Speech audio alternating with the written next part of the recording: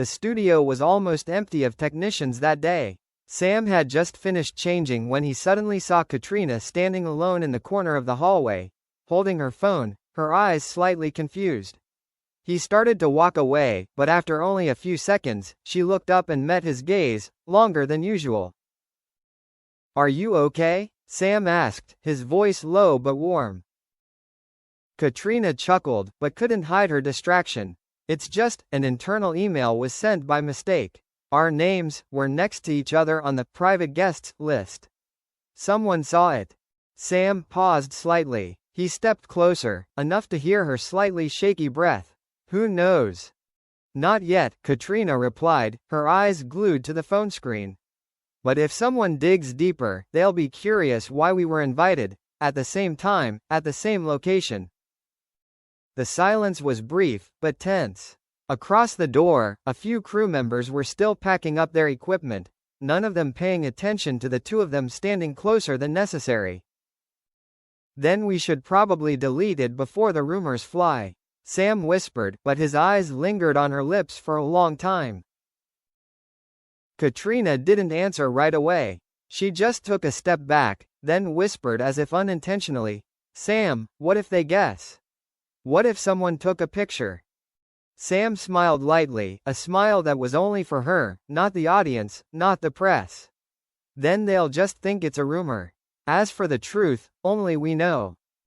In that moment, the crew's assistant walked by, but as soon as he turned around, both Sam and Katrina had disappeared into the break room reserved for the main actors. The door closed, and there was absolute silence. No one knows what they say, do, or decide behind that frosted glass. The only thing left? Rumors started to leak from a single name, the person who saw the private guest list, and that person never intended to stay silent. The door to the break room closed behind them, but to Katrina, it felt like the hallway was still filled with curious eyes. She leaned lightly against the wooden table next to the large mirror, leaning slightly to listen for any footsteps outside. Sam was only a few steps away, but that distance was enough to make her heart pound harder than usual. She wasn't one to lose her temper easily, but that email, a seemingly harmless list, had made her think of the worst-case scenario. Katrina remembered the moment she accidentally opened her internal inbox and saw her name and Sam's name next to each other under "Private Guest Arrival, Florence." No reason given, no exact time, but enough for an assistant or reporter to smell it. Sam stepped closer, not touching her, but his presence changed the atmosphere in the room. He spoke softly, as if afraid that some microphone was still on. "The sound outside is quiet. They must have gone down to the prop store." Katrina didn't answer right away. She ran a hand through her hair, her eyes on their reflections in the mirror. Sam was watching her, not questioning, not frantic, but his eyes said too much they'd tried to ignore over the years. "Who do you think saw the list?" she asked, her voice low and calmer than it actually felt. Sam thought for a moment. The person who sent it by mistake was probably an event planner in Italy. But the person who saw it could have been a stage assistant, or a PR person. One person could be enough to light the fire. She turned back to him, this time without the mirror. What if they start guessing? What if they suspect the real reason? Her eyes narrowed slightly, as if considering the many layers of risk. Sam just smiled very slightly. "So it's the same as always. They have no proof. And they might get it wrong, like the press does." Katrina knew he was reassuring her, but she also knew that not every crisis could be handled with a smile. Media pressure, movie contracts, relatives, spouses, fans, it was all a complicated web waiting for a loose link to collapse. And sometimes all it took was a blurry photo, a leaked email, or a slip of the tongue from an assistant. She took a deep breath. "Florence? If someone knew the exact location or time you were there before me, they would connect faster than you think." Sam paused for a beat, then moved closer, enough for his hand to lightly brush against her wrist. "I can delete my schedule. As for that email, I'll have someone remove it before it gets forwarded again." Katrina looked him in the eye, not avoiding it. How long have we been hiding it, Sam? How much longer do you think we can keep quiet? He didn't answer right away. A slight noise in the hallway made them both glance toward the door. It was just a prop cart rolling by, but their reflexes were almost identical, as if they had been rehearsed. She let out a small laugh, a mixture of bitterness and warmth. I hate this feeling, she whispered. I want to keep things quiet, but I can't stand being silenced like a criminal.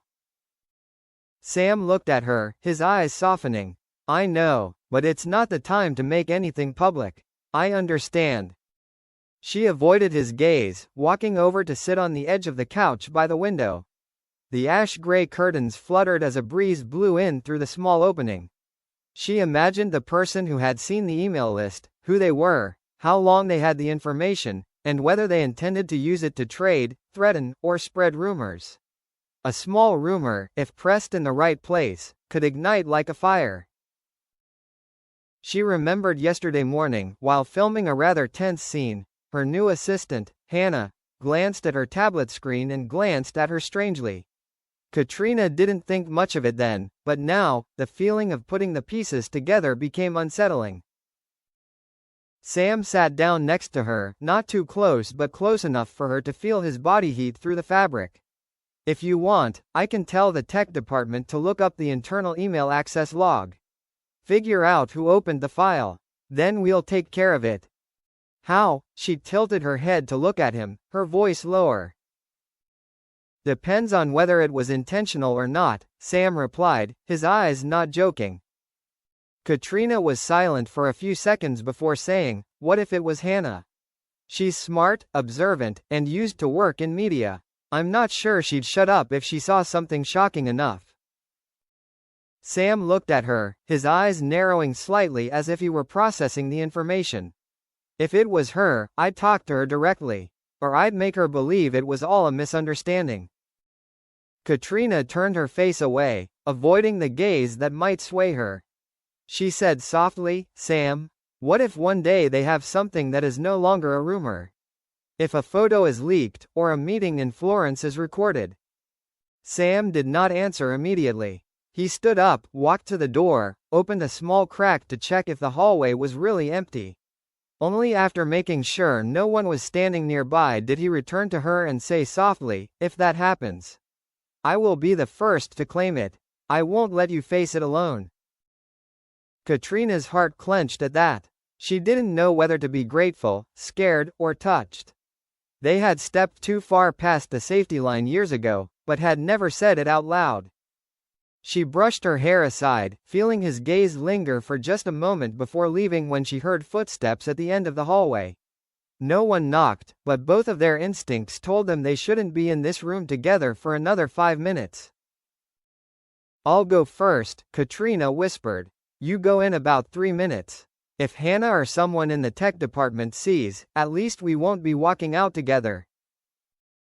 Sam nodded slightly, not stopping her even though his eyes wanted to say otherwise. She opened the door and walked out with the air of an actor taking a break from filming. But as she passed the corner that led to the wardrobe department, she paused for half a second, just long enough to notice a pair of eyes watching her from afar. Katrina didn't look back. She kept walking, but her palms felt cold because she knew that the moment wasn't accidental.